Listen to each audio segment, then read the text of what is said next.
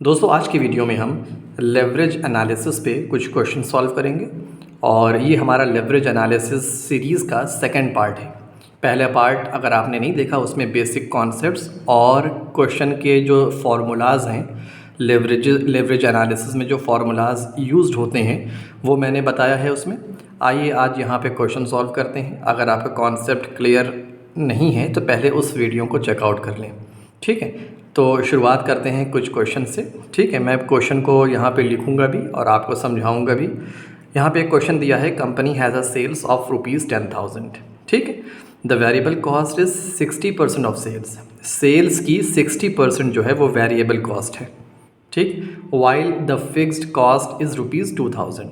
The company has taken a loan of ₹20,000 at the rate of 5% interest. यानी loan का amount ये है, हमें इंटरेस्ट के अमाउंट से मतलब होता है, तो उस पर 5% जब आप इंटरेस्ट कैलकुलेट करेंगे तो वो आपका इंटरेस्ट वाला अमाउंट आ जाएगा। 5% on ₹20,000। Rate of tax is 40%। Tax rate हमारा 40% दिया हुआ है। Number of equity shares is 1000 number है, ठीक है, रुपीज़ नहीं है, 1000 आपका नंबर दिया हुआ है।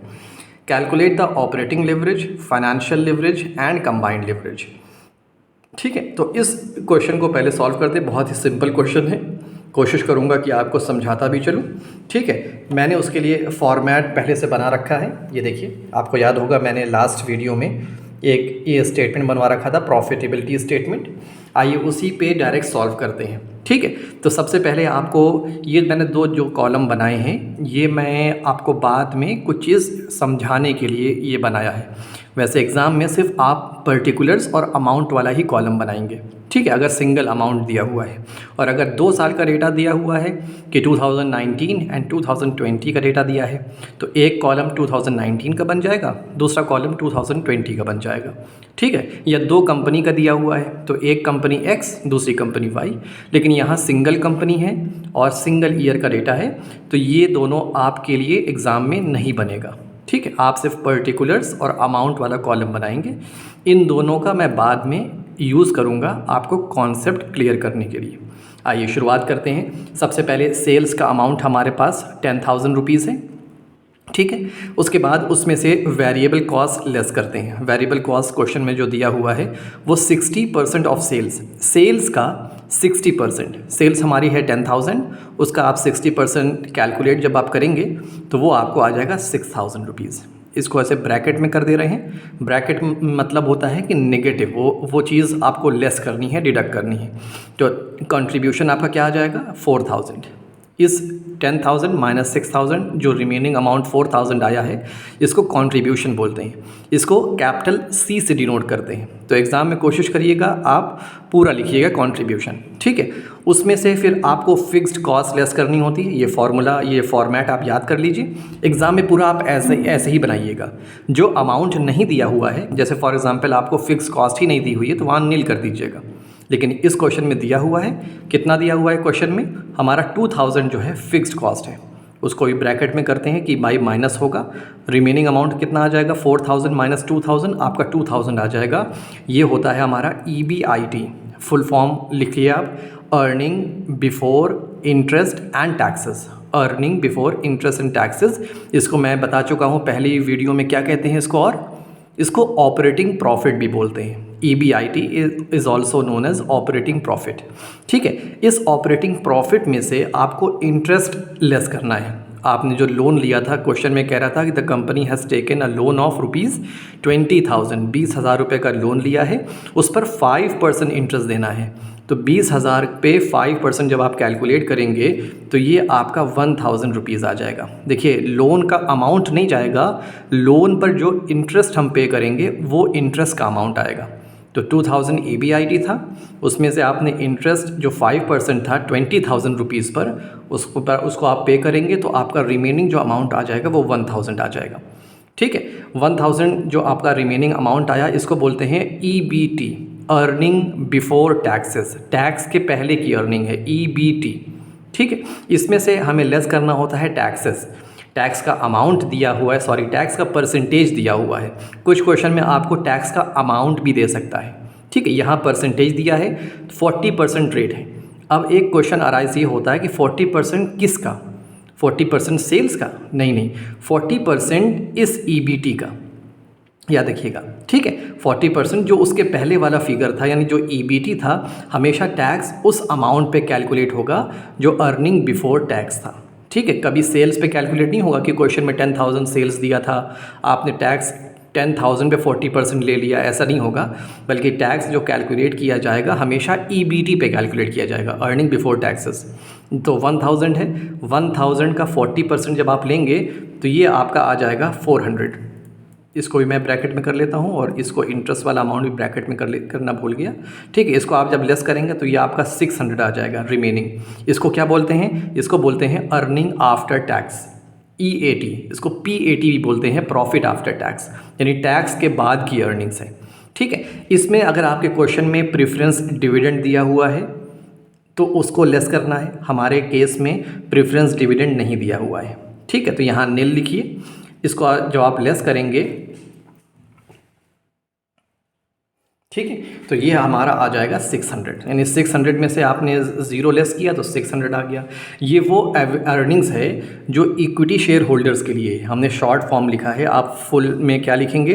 Earnings available to equity share holders, earnings available to equity share holders, यानी इक्विटी शेयर होल्डर्स के लिए जो अर्निंग बची है वो 600 है, ठीक है। क्वेश्चन में अगर आपको दिया है नंबर ऑफ इक्विटी शेयर्स, ठीक है, अगर दिया है तो वो आप करिए, ठीक है। नहीं दिया है तो आप वहाँ पर भी नील लिख के छोड़ दीजिए क्वेश्चन को उसी जगह तक। लेकिन हमारे क्वेश्चन में नंबर ऑफ इक्विटी शेयर्स दिया हुआ है, उसका अमाउंट है, सॉरी उसका नंबर है 1000, ठीक है। 1000 आपका नंबर ऑफ इक्विटी शेयर्स है। इसको आप earnings available to equity shares से डिवाइड कर देंगे, अगर earnings available to equity share holders को 1000 से डिवाइड करेंगे तो ये आपका आ जाएगा 0.60, ठीक है। ये हमारा EPS आ गया। EPS का फुल फॉर्म क्या होता है? अर्निंग्स पर शेयर, कि एक शेयर पे पर शेयर पे कंपनी कितना अर्न कर रही है। तो एक शेयर पे कंपनी कितना अर्न कर रही है? 60 पैसा, ठीक है, या 0.6 रुपीज़ कंपनी अर्न कर रही है। तो इस तरह आपको क्वेश्चन लगाना है, बहुत आसान है। अब फॉर्मूले के बेसिस पर हमें operating leverage, financial leverage and combined leverage निकालना है, ठीक है। आइए फॉर्मूला कैसे कैलकुलेट होगा, बहुत आसानी से मैं बताऊंगा आपको, ठीक। आपको याद होगा कि मैंने पिछले वीडियो में, ठीक है, यहाँ पे आपको दिख रहा होगा कि पिछले वीडियो में बताया था कि ऑपरेटिंग लिवरेज का फॉर्मूला होता है, देखिए OL मतलब ऑपरेटिंग लिवरेज। मैंने जगह की कमी की वजह से शॉर्टकट लिखा है, शॉर्ट फॉर्म लिखा है, आप फुल में लिखिएगा, ठीक है। Operating leverage OL is equal to contribution, C for contribution divided by EBIT, ठीक है। फॉर्मूला याद करने से अच्छा क्या है कि आप समझ लीजिए कैसे कैलकुलेट होता है। देखिए ऑपरेटिंग लिवरेज जो कैलकुलेट होता है, यानी लिवरेज मतलब एडवांटेज, बेनिफिट, ठीक है। ये वो बेनिफिट होता है जो फिक्स्ड कॉस्ट के ज़रिए से कंपनी को मिलता है, ठीक है। ऑपरेटिंग लिवरेज इस फिक्स्ड वाले कॉस्ट के ज़रिए से कंपनी को लिवरेज क्रिएट होता है, लिवरेज मिलता है, बेनिफिट मिलती है। और फाइनेंशियल लिवरेज ये कंपनी को जो इंटरेस्ट पेमेंट करती है कंपनी, यानी इंटरेस्ट वाला जो पेमेंट करती है, उस इंटरेस्ट के पेमेंट के ज़रिए से कंपनी को एडवांटेज मिलता है, ठीक है। याद रखिएगा ऑपरेटिंग लिवरेज हमेशा फिक्स कॉस्ट के ज़रिए से मिलता है और फाइनेंशियल लिवरेज हमेशा इंटरेस्ट पेमेंट के ज़रिए से मिलता है, एडवांटेज मिलता है। अगर किसी कंपनी में कोई फिक्स्ड कॉस्ट नहीं है, वहाँ ऑपरेटिंग लिवरेज नहीं होगा। और अगर किसी कंपनी में इंटरेस्ट कॉस्ट नहीं है, लोन पे कोई इंटरेस्ट नहीं है, या कंपनी ने लोन ही नहीं ले रखा है, तो इसका मतलब इंटरेस्ट भी नहीं पे करेगी। तो अगर किसी कंपनी में इंटरेस्ट पेमेंट ही नहीं है तो वहाँ फाइनेंशियल लिवरेज भी क्रिएट नहीं होगा। यानी लिवरेज क्रिएट होने के लिए फिक्स्ड एलिमेंट का होना बहुत इंपॉर्टेंट है। और हमारे केस में एक एलिमेंट फिक्स हमारा फिक्स्ड कॉस्ट है। फिक्स कॉस्ट कौन सी कॉस्ट होती है? जो फैक्ट्री में या ऑफिस में ऐसी कॉस्ट जो प्रोडक्शन करने पर चेंज नहीं होती। कल पहले वीडियो में मैंने आपको एग्जांपल दिया था, आप वो वीडियो पहले देखिए। और इंटरेस्ट कॉस्ट वो कॉस्ट होती है जो कंपनी ने लोन लिया है बैंक से या किसी भी इंस्टीट्यूशन से, उस पर जो इंटरेस्ट पे करना है वो फिक्स होता है कि भाई 10% या 5% या जितना भी परसेंट दिया होगा वो फिक्स होगा। आप प्रॉफिट कमाइए तब भी देना है, लॉस होगा कंपनी को तब भी आपको पे करना है, ठीक है। तो देखिए हमारा एक फिक्स्ड एलिमेंट ये है, ठीक। दूसरा फिक्स्ड एलिमेंट ये है। ऑपरेटिंग लिवरेज जो क्रिएट होता है वो फिक्स कॉस्ट के ज़रिए से होता है। तो फिक्स कॉस्ट के ऊपर कौन सा हमारा एलिमेंट है? कंट्रीब्यूशन। उसके नीचे कौन सा एलिमेंट है, EBIT। तो हमारा फॉर्मूला क्या बन जाएगा, contribution divided by EBIT, operating leverage. ठीक है, अब आइए फाइनेंशियल लिवरेज का फॉर्मूला क्या है। फाइनेंशियल लिवरेज जो क्रिएट होता है हमारा इंटरेस्ट से क्रिएट होता है। इंटरेस्ट के ऊपर कौन सा एलिमेंट है, EBIT। इंटरेस्ट के नीचे कौन सा एलिमेंट है, EBT। तो फॉर्मूला आपका बन गया EBIT डिवाइड बाई EBT। तो बहुत आसान है, तो याद करने की ज़रूरत नहीं है। आप अगर फॉर्मेट आपने समझ लिया है तो आपको बहुत ही आसान होगा। तो आइए कैलकुलेट करते हैं। ऑपरेटिंग लिवरेज क्या हो जाएगा, contribution divided by EBIT। Contribution हमारा कितना निकला है, 4000 रुपीज़। EBIT कितना है हमारा, 2000 रुपीज़। तो 4000 डिवाइडेड बाई 2000, ये आपका 2 आ गया। आंसर हमने पहले बता चुका, आंसर किस में आएगा, टाइम्स में आता है। टाइम्स मतलब समझते हैं, टाइम्स मतलब होता है गुना, इतने गुना, 2 गुना हो गया, 3 गुना हो गया, है ना। तो 2 टाइम्स बढ़ गया, 3 टाइम्स बढ़ गया, तो 2 टाइम्स आया। ऐसे ही फाइनेंशियल लिवरेज को कैलकुलेट कैसे करेंगे, फॉर्मूला हमारा हो गया EBIT divided by EBT। EBIT आपका 2000 रुपीज़ है, EBT आपका 1000 रुपीज़ है। इसको डिवाइड करेंगे तो आपका 2 टाइम्स फाइनेंशियल लिवरेज भी आ जाएगा। ठीक है, एक तीसरा लिवरेज भी आपसे पूछा है, कंबाइंड लिवरेज। ठीक, उसको कैसे कैलकुलेट करना है। कंबाइंड लिवरेज का फॉर्मूला होता है हमारा ऑपरेटिंग लिवरेज और फाइनेंशियल लिवरेज को आप मल्टीप्लाई कर दीजिए, कोई अलग फॉर्मूला लगाना नहीं है। ऑपरेटिंग लिवरेज आपका 2 टाइम्स आया है, फाइनेंशियल लिवरेज आपका 2 टाइम्स आया है, 2 मल्टीप्लाई बाई 2 ये 4 टाइम्स आ गया। एक बार वेरीफाई भी कर लें, चेक भी कर लेते हैं क्या हमारा आंसर सही है। तो हमारा फॉर्मूला अगर आपको याद होगा पहले वीडियो में कि हमारा फॉर्मूला क्या होता था, contribution divided by EBIT, combined leverage का फॉर्मूला होता है। कंट्रीब्यूशन हमारा 4000 रुपीज़ दिया था, कंट्रीब्यूशन अपॉन EBT है। ठीक है, तो कंट्रीब्यूशन हमारा 4000, EBT हमारा 1000, 4000 डिवाइडेड बाय 1000, ये आपका 4 टाइम्स आ जाएगा। देखिए दोनों आंसर मैच कर गया कि नहीं। ठीक है, तो चाहे तो आप operating leverage and financial leverage को मल्टीप्लाई करके लिख लीजिए 4 टाइम्स। ठीक है, या ये वाला फॉर्मूला लगा दीजिए कंट्रीब्यूशन डिवाइडेड बाय EBT। ठीक है, इन दोनों फॉर्मूले से आंसर सेम आएगा।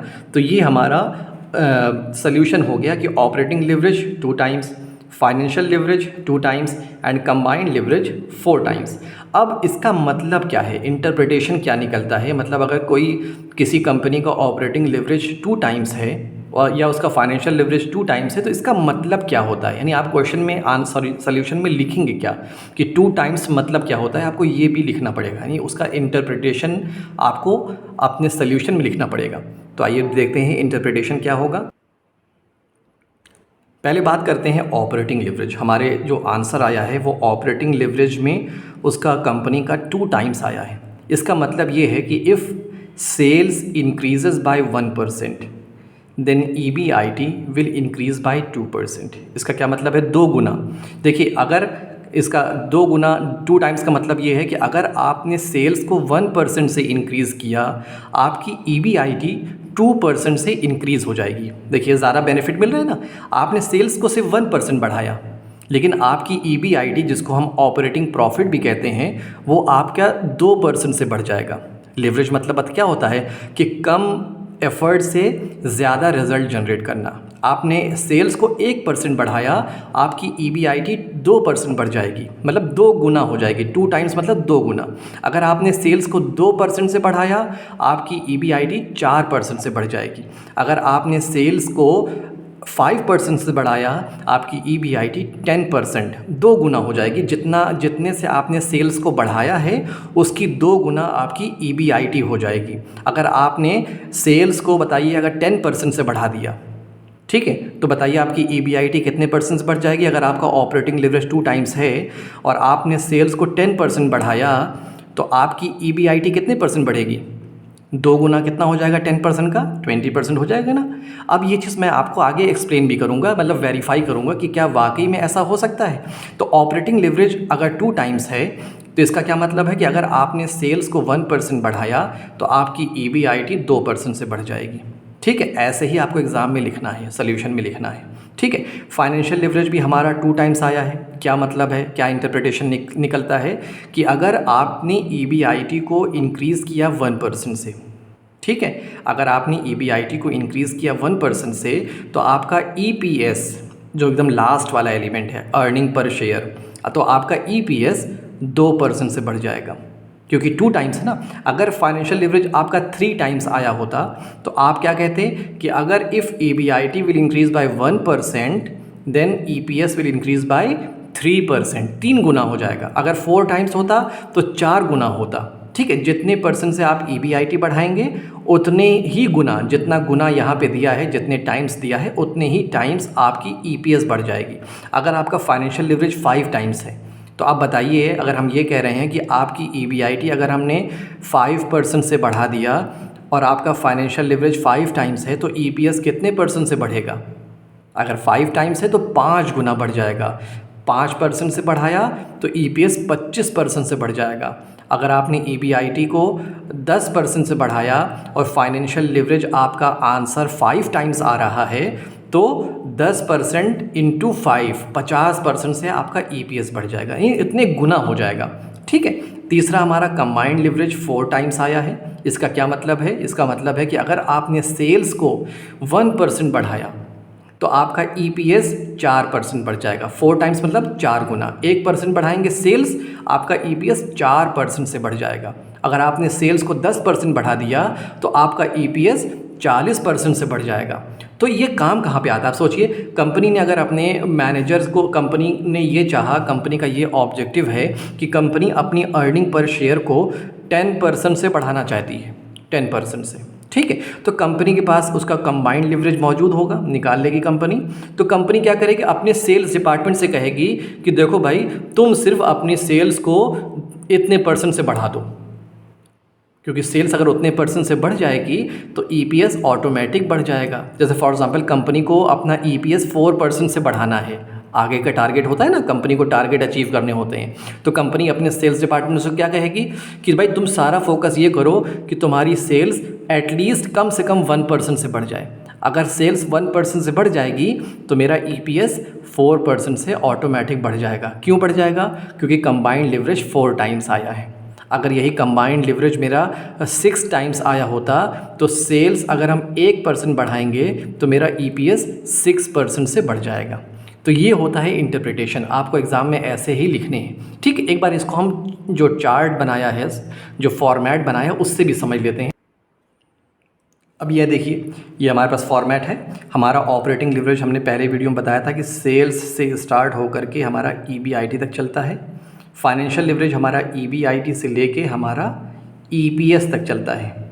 ठीक है, और कंबाइंड लिवरेज हमारा सेल्स से लेके EPS तक चलता है। ठीक, इसीलिए देखिए ऑपरेटिंग लिवरेज का जो फॉर्मूला था, इंटरप्रिटेशन, अगर 2 टाइम्स आया है हमारा ऑपरेटिंग लिवरेज, तो क्या मतलब है कि अगर आपने सेल्स को 1% बढ़ा दिया, आपका EBIT जो लास्ट पॉइंट है हमारा, सॉरी ये वाला पॉइंट यहाँ पे है ना, और EBIT ये है ना, तो ये हमारा ऑपरेटिंग लिवरेज और ये हमारा यहाँ से कम फाइनेंशियल लिवरेज शुरू होगा। तो इसका क्या मतलब है? देखिए ऑपरेटिंग लिवरेज आपका सेल्स से लेके EBIT तक है, तो क्या मतलब है अगर ऑपरेटिंग लिवरेज 2 टाइम्स आया है कि अगर आपने सेल्स को 1% बढ़ाया, 1% यहाँ बढ़ाया, उसका 2% असर यहाँ बढ़ेगा। ठीक है, 1% लेकिन घटा भी दिया, अगर आपकी सेल्स 1% से कम भी हो गई तो आपकी EBIT ऑपरेटिंग प्रॉफिट 2% से कम हो जाएगी। इसीलिए इसको बिज़नेस रिस्क भी कहते हैं। बिज़नेस रिस्क होता है ना, बताया था हमने पहले वीडियो में। तो यहाँ पे ऑपरेटिंग लिवरेज 2 टाइम्स का मतलब क्या है कि अगर सेल्स आपने 10% से बढ़ा दिया तो आपका EBIT उसके 2 गुना बढ़ेगी। 2 गुना मतलब 10% से बढ़ाया है तो EBIT 20% से बढ़ेगी। अभी मैं इसको आपको प्रूफ भी करूँगा। ठीक है, और फाइनेंशियल लिवरेज आपका स्टार्ट होता है EBIT से और एंड होता है EPS पे। हमारा फाइनेंशियल लिवरेज भी 2 टाइम्स आया था सोल्यूशन में। तो इसका क्या मतलब है कि अगर आपने EBIT को 2% बढ़ाया, 1% बढ़ाया, तो आपका EPS 2% से बढ़ेगा, 2 गुना हो जाएगा। ठीक है, और अगर तो इसका क्या मतलब है कि अगर EBIT को 2% बढ़ाएंगे, EPS 4% हो जाएगा। EBIT को अगर 5% बढ़ा दिया, EPS उसका 2 गुना 10% हो जाएगा। EBIT को अगर 10% बढ़ाया तो EPS आपका 20% हो जाएगा, तो उसका 2 गुना हो जाएगा। फिर हमारा कंबाइंड लिवरेज 4 टाइम्स आया था, तो क्या मतलब है कि अगर आपने सेल्स को 1% बढ़ाया तो आपका EPS 4% से बढ़ेगा, 4 गुना हो जाएगा। सेल्स 10% बढ़ाया, आपका EPS 40% बढ़ेगा। आया ना, कैसे बढ़ेगा 40%? 4 गुना हो जाएगा ना, कंबाइंड लिवरेज 4 टाइम्स आया है। तो अगर सेल्स आपने 10% बढ़ाया तो ऑपरेटिंग लिवरेज 2 टाइम्स था, आपका EBIT 20% बढ़ेगा और आपका EPS 40% बढ़ेगा, यानी यहाँ पे 40 आ जाएगा। ठीक है, क्वेश्चन यहाँ पे कंप्लीट हो गया है। ठीक, आप चाहे तो वीडियो अब स्किप कर सकते हैं, लेकिन मैं चाहता हूँ कि इसका बेसिक कॉन्सेप्ट भी क्लियर कर दूँ। ये चीज़ आपको एग्ज़ाम में नहीं करना है, आपके अंडरस्टैंडिंग के लिए है। ठीक है, क्वेश्चन यहाँ पे कंप्लीट हो गया है, आप पूरा ये सॉल्व करेंगे, फिर operating leverage, financial leverage and combined leverage का फॉर्मूला लगाएंगे। जितने टाइम्स आएगा उसका इंटरप्रिटेशन भी एग्ज़ाम में लिखेंगे। यहाँ बहुत आसान है, पहला लेक्चर हम ऐसे ही करते हैं, लेकिन हम इसको आपको समझाने की भी कोशिश करते हैं कि ये कॉन्सेप्ट कहाँ काम आता है। आइए अब देखते हैं। देखिए मैंने क्या किया, मैं ये कह रहा था कि अगर आपकी जो ऑपरेटिंग लिवरेज 2 टाइम्स आया है, तो अगर हम सेल्स को 10% से बढ़ा दें तो हमारा EBIT 20% से बढ़ जाएगा। ये हमारे आंसर आया था, हम उसको वेरीफाई कर रहे हैं, चेक कर रहे हैं क्या वाकई में जो ऑपरेटिंग लिवरेज 2 टाइम्स आया था मतलब वही है। तो हम एक अज्यूम करते हैं कि अगर आपकी सेल्स जो पहले 10,000 थी वो 10% से बढ़ गई, 10% से बढ़ गई तो वो कितनी हो जाएगी? 11,000 हो जाएगी। ठीक है, हमारा वेरिएबल कॉस्ट जो था वो सेल्स का 60% था, तो जब सेल्स हमारी 10,000 थी तो वेरिएबल कॉस्ट इसका 60% लिए थे तो 6,000 हो गया। जब सेल्स 10,000 से बढ़ के 11,000 हो गई तो अब 11,000 का जब 60% आप लेंगे ना, 6600 आ जाएगा, 6,600 हो जाएगा।